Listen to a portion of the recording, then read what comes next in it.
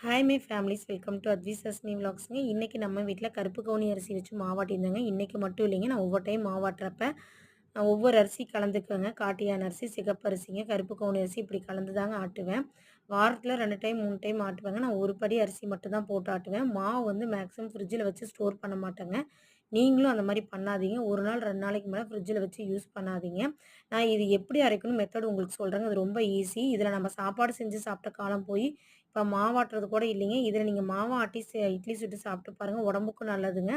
சுவையும் நல்லா இருக்குங்க. இது எப்படி செய்யறதுன்னு பார்த்தீங்கன்னா, 1 கிலோ நம்ம நார்மல் அரிசிக்கு 1/4 கிலோ கருப்பு கவுனி அரிசிங்க, ஒரு 10 கிராம் வெந்தயம், ஒரு 10 கொட்டை முத்துங்க. இவ்வளோதாங்க. இது எப்போதும் போல் ஊற வச்சு நம்ம மாவு அரைக்கிற மாரி அரைச்சுக்கலாங்க. நான் இதில என்ன பண்ணுவேன்னா, உளுந்து வந்து 1/4 கிலோ போடுவேங்க. அந்த உளுந்த வந்து ஊற வச்சு 1 மணி நேரம், 1 மணி நேரம் ஃப்ரிட்ஜில கூலிங்கா வச்சு ஆட்டுவேங்க. இட்லி நல்லா பஞ்சாட்டம் வருங்க. இந்த மெத்தட ட்ரை பண்ணி பாருங்க.